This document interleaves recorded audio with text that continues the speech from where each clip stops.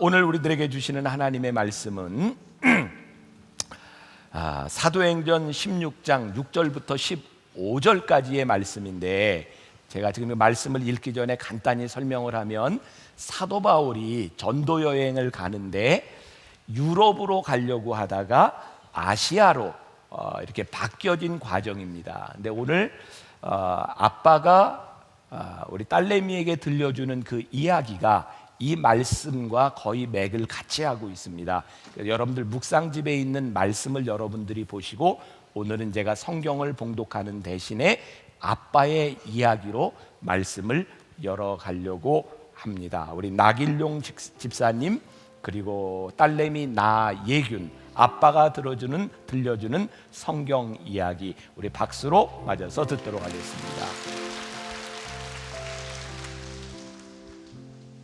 예균아, 오늘은 하나님의 말씀에 순종하고 하나님의 말씀을 전하기 위해 헌신한 사도 바울에 관한 얘기를 들려줄게. 혹시 예수님을 만나고 새로운 사람이 된 바울이라는 사람에 관해서 들어보았니? 바울은 예수님을 만나기 전에는 사울이라는 이름으로 불려졌어요. 사울이 나타나면 사람들은 무서워했어요. 아, 사울이다. 어서 도망가자. 우리가 예수님을 믿는 걸 알면 사울이 우리를 잡아갈 거야. 사울은 예수님을 믿는 사람들을 아주 싫어했어요. 그런데 그랬던 사울이 예수님을 만나고 모든 것이 바뀌었어요. 복음이 필요한 곳이라면 어디든지 달려가서 예수님을 전하는 그를 사람들은 사도 바울이라고 부르기 시작했어요. 그렇게 전도여행을 다니던 사도 바울은 하나님께 기도했어요. 예수님, 첫 번째 전도여행을 잘 마치게 해주셔서 감사합니다. 이제는 두 번째 전도여행을 떠나야 하는데 아시아라는 지역으로 가도 될까요? 하지만 예수님은 그곳은 아니라고 말씀하셨습니다. 그러면 부르기아라는 곳은 어때요? 갈라디아나 비두아니아는요? 이번에도 예수님은 아니라고 말씀하셨어요. 그렇다면 예수님, 제가 어디로 가서 복음을 전해야 할까요? 그때 예수님은 환상 속에서 바울을 향해 소리치는 사람들을 보여주셨어요. 이리로 오세요. 여기에 와서 우리에게 예수님을 소개해 주세요. 그 사람들은 바로 마게도냐라는 곳, 지금의 그리스 사람들이었어요. 사도 바울은 곧바로 배를 타고 그리스로 갔어요. 바울은 그곳에서 복음을 전하고 많은 교회를 세웠답니다. 예균아, 때로는 우리가 원하는 것과 하나님께서 원하시는 것이 다를 때가 있단다. 그럴 때는 사도 바울처럼 하나님께 여쭤봐야 한단다. 하나님께서는 우리에게 가장 좋은 것을 알려주시기 때문이야. 예균이도 앞으로 살아가면서 고민되는 때에는 하나님께 기도하고 응답을 받도록 하자. 아빠가 들려주는 이야기는 여기까지고, 자, 지금부터 담임 목사님 말씀을 들어보자.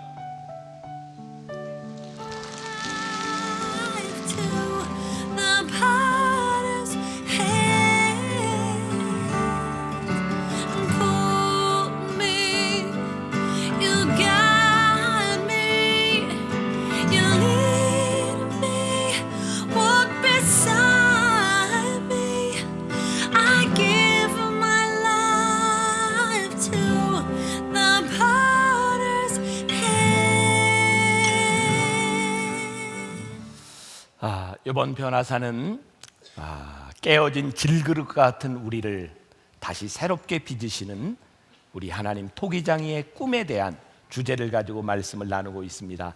우리를 향한 하나님의 계획이 있다. 그래서 우리는 하나님의 뜻이 무엇인가를 물었고, 우리를 인도하시는 증거가 무엇인지를 우리들이 말씀을 나누었고, 우리를 인도하시는 방법은 무엇인가라고 하는 말씀도 나누었습니다. 저는 분명히 했습니다. 네, 기억하세요?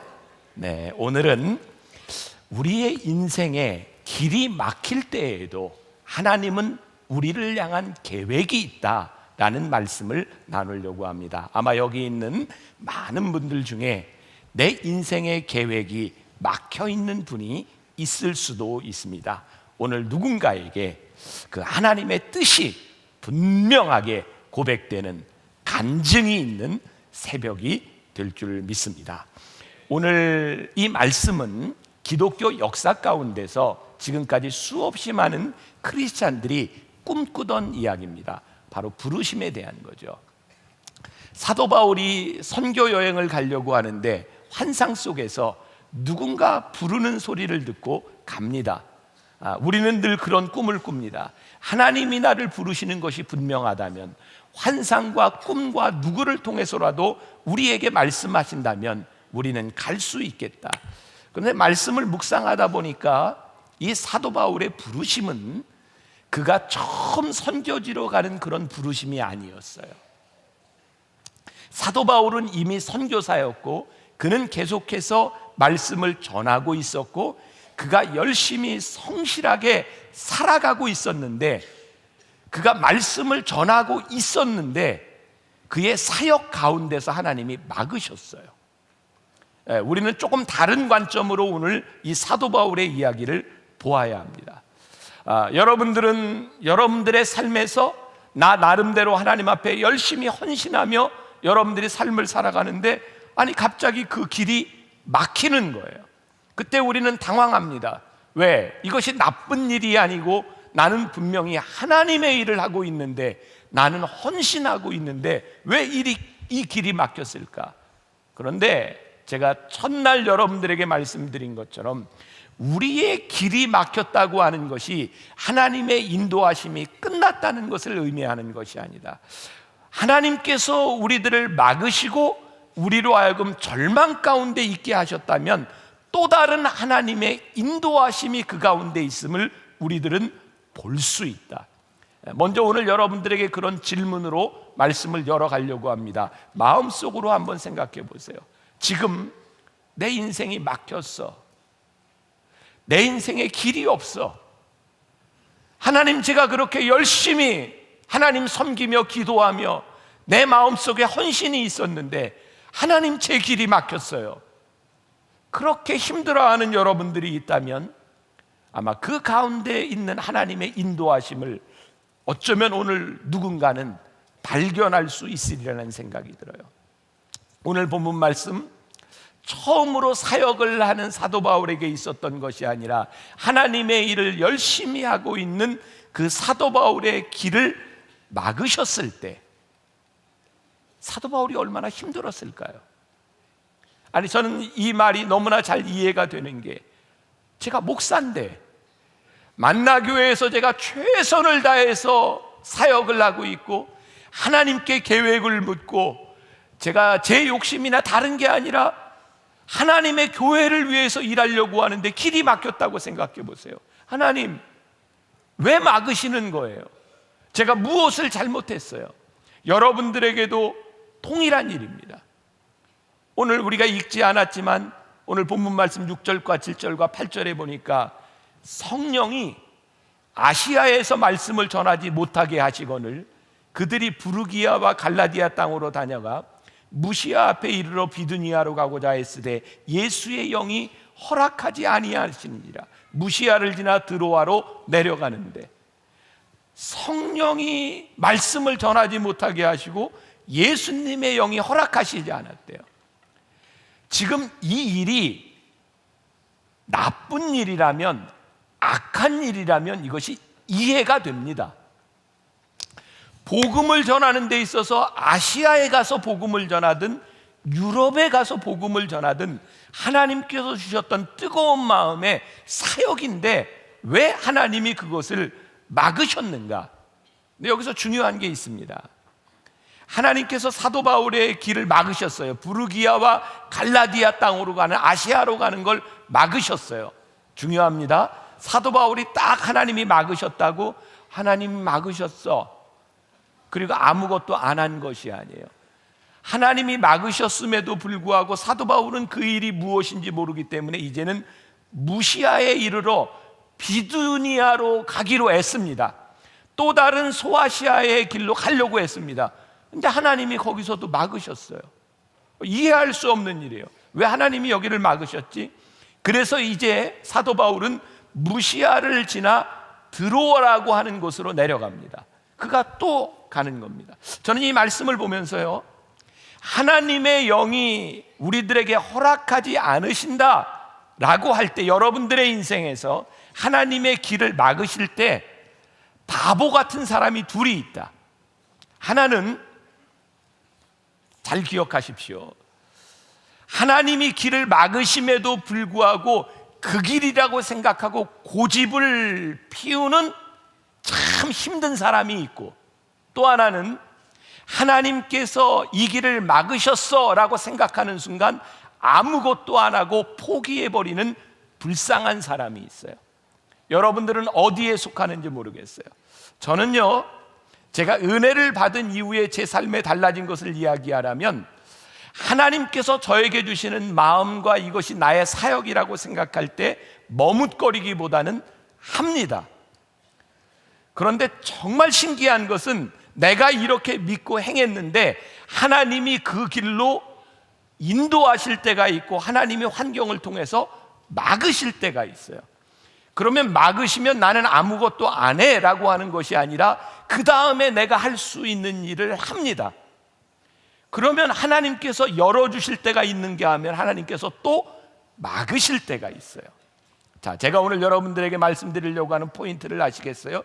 하나님께서 여러분들의 길을 막으실 때 그것은 여러분들의 인생의 끝이 아니라, 여러분들에게 포기하라고 하는 것이 아니라, 여러분들의 고집대로 살아가라고 하는 것이 아니라, 지금 우리들에게 주어진 환경 가운데서 길이 막혔을 때 여러분들이 할 수 있는 최선의 길은 무엇인가를 하라는 겁니다. 액션 플랜입니다.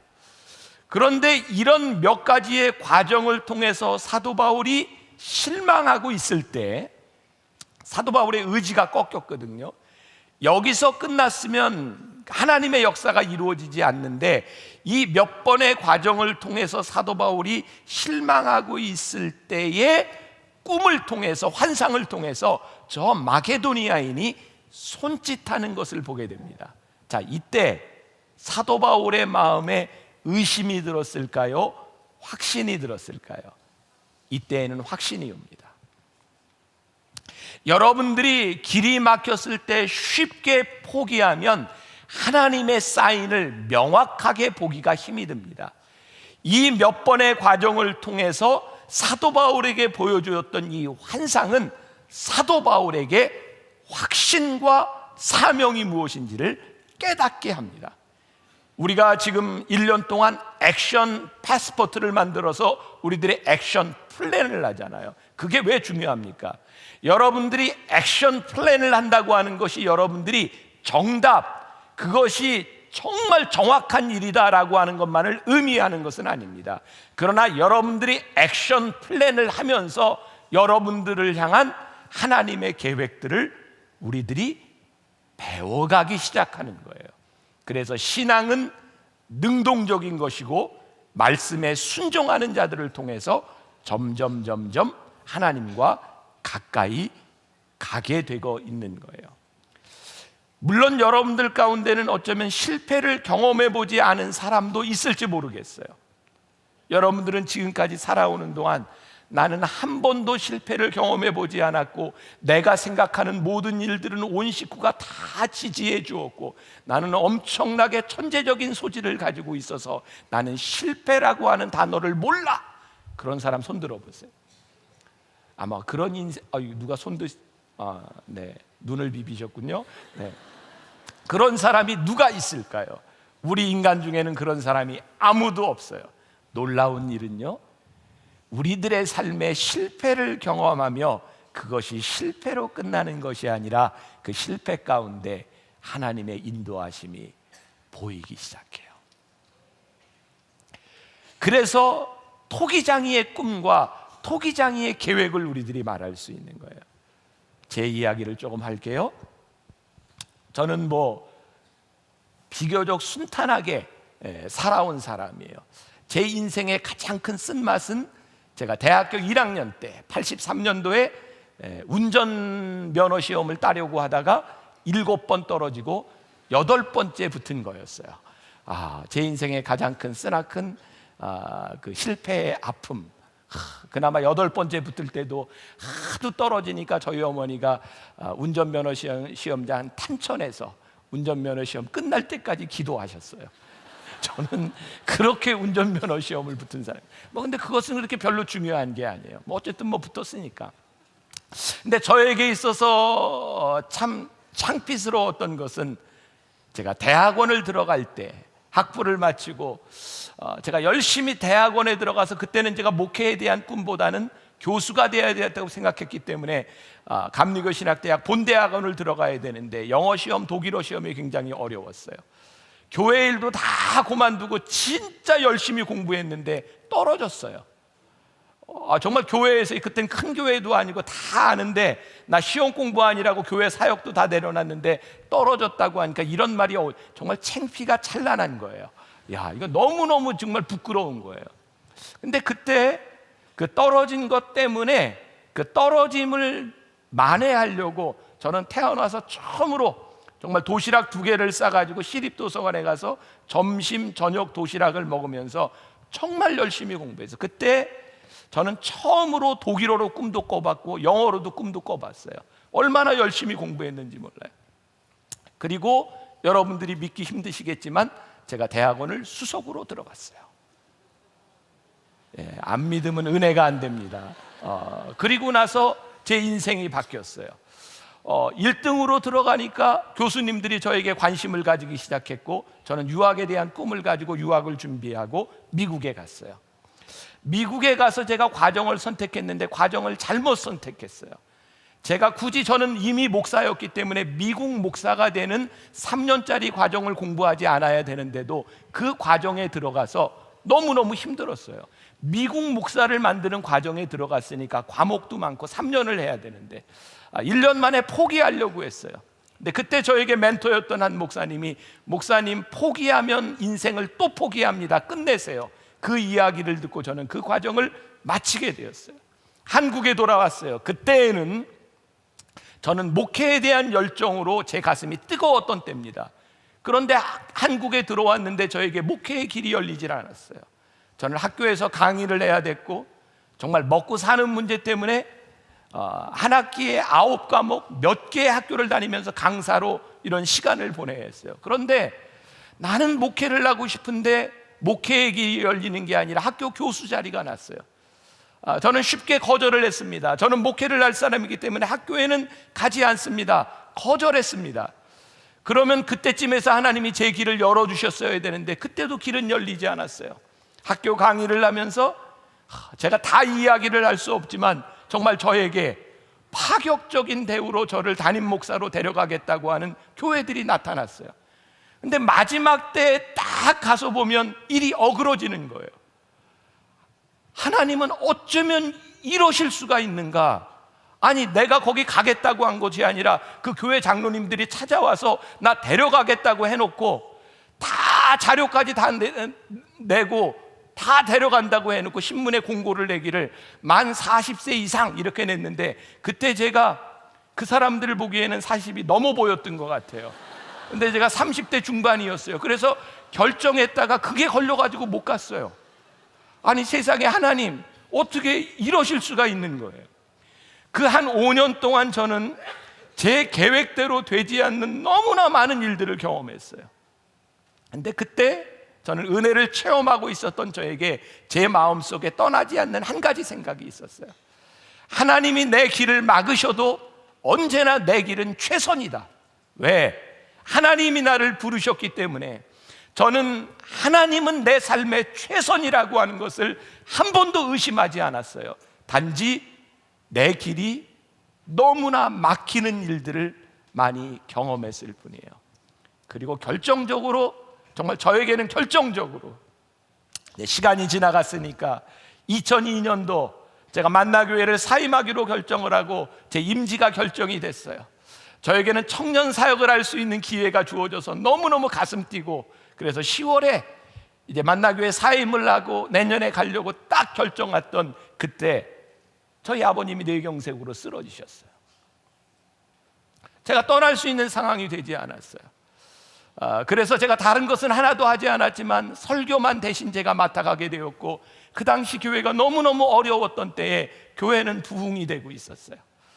그리고 만나교회 담임자 후임자를 뽑는 상황 가운데서 이 일을 어떻게 할까 여러 사람들이 의논하기 시작했고, 그때 제가 이제 10년이 지나서 이제 그런 생각, 제가 지금 이 나이에도 그렇게 담대할 수 있을까? 30대 후반에 제가 장로님들한테 그런 얘기했어요. 장로님, 후임자를 뽑고 있는 이 상황에서 제가 여기 지금 설교를 하고 있는데 후임자를 뽑는 과정 때문에 저로 인해서나 그런 과정으로 인해서 어려움을 겪지 않았으면 좋겠습니다. 그리고 후임자를 어떤 사람으로 뽑을까라고 하는 규정 가운데도 많은 설왕설래가 있던 것 같아요. 그 당시만 해도 만나교회가 재적 성도로는 10,000명 정도 되는 교회였어요. 그런데 장로님들 생각에 아무리 봐도 이 정도 교회의 담임 목사는 40 정도의 나이는 돼야 안정적이지 않겠는가. 근데 그때 제가 30대 후반이었어요. 그러니까 저는 후보자가 안 되는 거예요. 그때 지금 우리 원로 장로님 되신 분이 한 분은 회의하다가 나중에 전 들은 얘기입니다. 손 들고 이렇게 얘기했대요. 김병삼 목사가 나이는 안 되지만 생긴 게 되지 않습니까? 우리 한번 무기명 투표합시다. 그래서 제가 후보자가 됐어요. 근데 저는, 여러분들은 웃지만 그때는 웃을 일이 아니었어요. 그런데요, 제가 참 지금 생각해보면 담대했던 것 같아요. 저는 만나교회 담임 목사가 돼도 되고 이 교회를 떠나도 돼요. 왜? 하나님은 내 삶에 늘 베스트니까. 그래서 장로님들한테 그랬어요. 여러 사람의 경쟁을 통해서 교회가 시끄럽지 않았으면 좋겠습니다.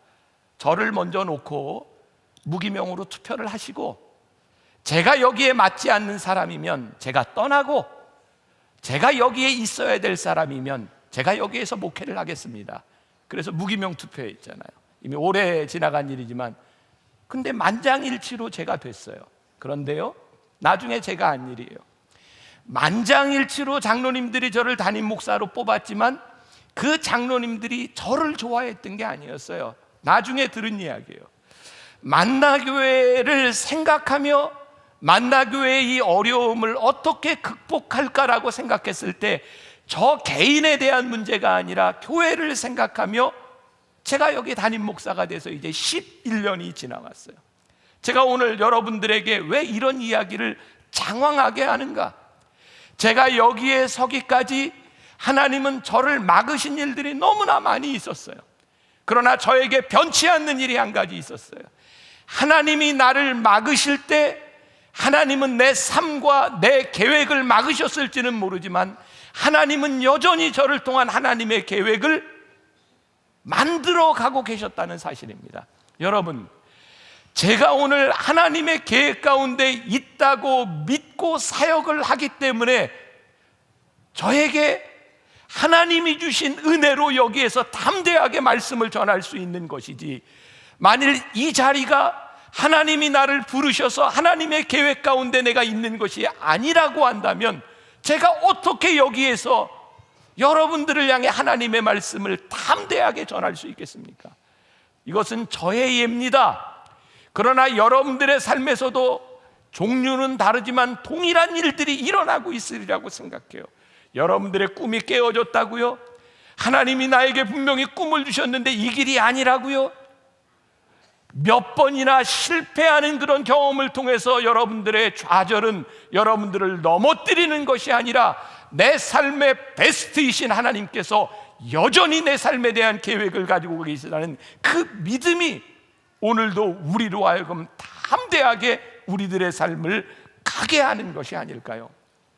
오늘 정말 중요한 말씀, 9절과 10절 말씀인데 오늘 본문을 읽지 않았기 때문에 여러분들이 묵상집을 봐도 되고요, 우리 같이 한번 화면을 봐도 됩니다. 자, 중요한 이야기입니다.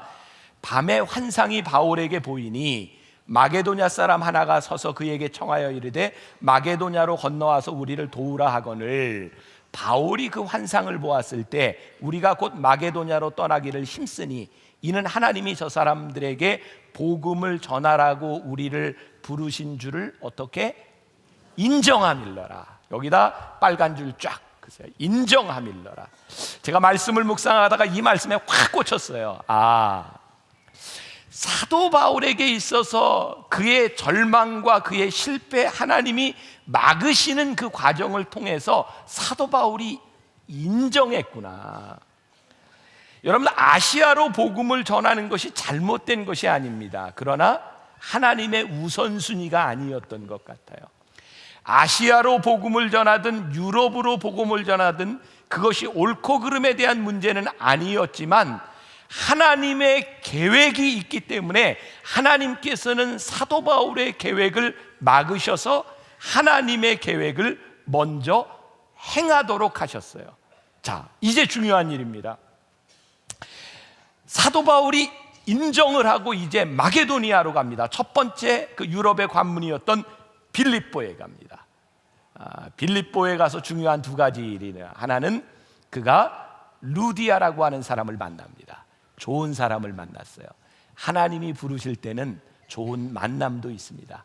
루디아는 사도 바울의 좋은 믿음의 동역자가 됐을 뿐만 아니라 빌립보 교회를 세우는데 중요한 중추적인 역할을 합니다. 이것까지는 좋은데 사도 바울이 루디아를 만나고 말씀을 전하다가 빌립보의 감옥에 갇힙니다.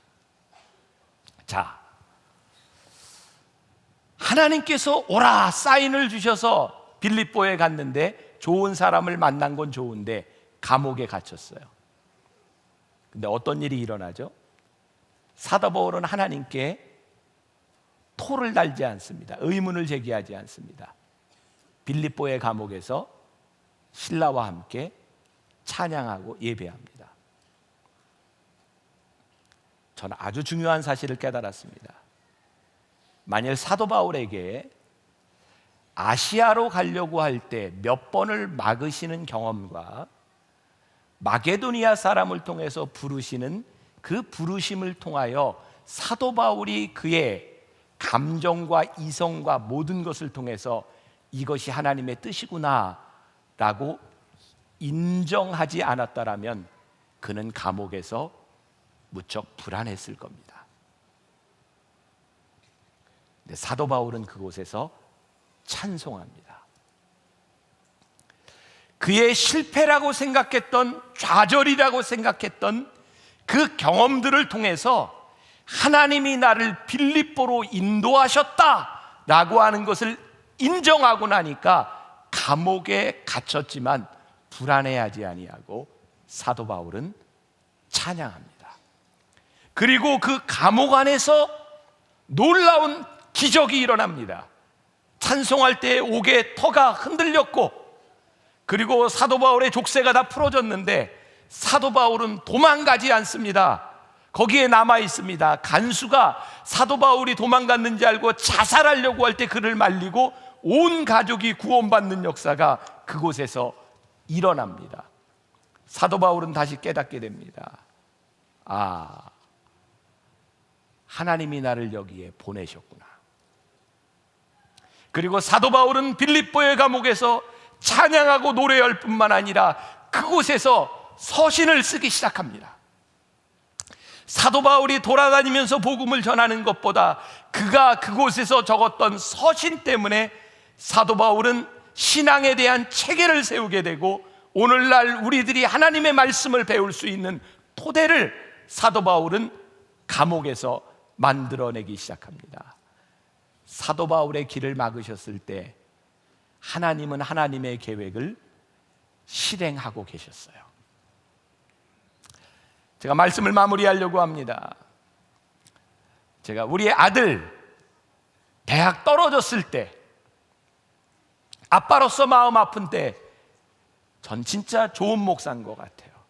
어쩌면 아들이 대학을 떨어졌는데 두 가지 감사를 했잖아요. 첫 번째, 우리 아들 대학 떨어진 것 때문에 많은 교인들이 위로받겠다. 목사님 아들도 떨어졌다. 야, 참 난 천상 목사야. 두 번째, 우리 아들 대학 떨어진 것 때문에 감사한 게 이놈 앞으로 목사 될 텐데 이 떨어진 경험이 이놈에게 참 좋은 약이 되겠다. 그리고 제가 우리 아들한테 그랬잖아요. 야, 이놈아, 너 나중에 목사가 됐을 때 생각해봐. 사람들이 목사님을 뽑는 추천서를 딱 보는데 대학을 한 번도 안 떨어져 본 목사하고 대학을 떨어져 인생의 쓴맛을 본 목사하고 어떤 목사가 좋겠냐? 아빠가 보니까 떨어져 본 목사가 훨씬 더 훌륭해. 괜찮아. 제가 우리 아들에게 이런 얘기했습니다. 운기야, 하나님이 너를 목회자로 부르셨으면 너에게 일어나는 모든 일은 베스트야. 그것은 막혀진 길이 아니라 하나님이 너를 인도하시는 길이야. 제 아들에게만 그렇습니까? 아니요. 여러분들이 기도하며 여러분들이 함께했던 여러분들의 가정, 여러분들의 가족, 여러분들의 인생에 길이 막히는 것은 여러분들의 인생이 끝나는 것이 아니라 또 다른 하나님의 역사가 여러분들 가운데서 일어나고 있는 일들입니다. 그래서 우리가 가슴이 뛰는 거예요. 하나님이 우리들에게 열어주시는 그 길. 오늘 우리 함께 기도할 때에 저는 여러분들을 위해 중보하며 손을 들고 여러분들의 기도를 돕겠습니다. 하나님, 오늘 여기 있는 우리 성도들 가운데 길이 막힌 좌절로 인하여 힘들어하는 사람이 있습니까?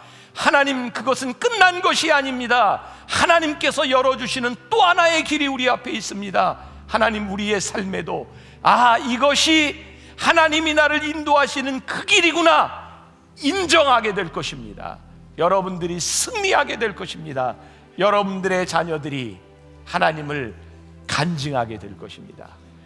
주가 보이신 생명의 길, 나 주님과 함께 상한 마음을 들이며 주님 앞에 나아가리. 찬양을 모르시는 분들은 그냥 기도하셔도 좋아요. 오늘도 우리 같이 찬양하며 자유롭게 강단에 올라오시고, 제가 이번 변화산에 너무너무 기분 좋아요. 여러분들이 올해까지 기도하는 여러분들의 모습을 바라보며 이번 변화산은 정말 특별하다는 생각을 해요.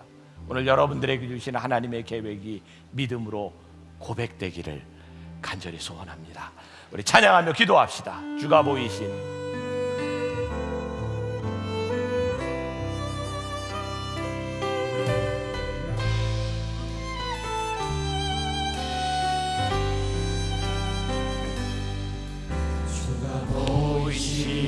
생명의 길, 주님과 함께 상한 마음을 들이며 주님 앞에 나리. 의로움이 되신 주, 그 이름 예수. 목사님들 빨리 나오세요. 이 되신 이름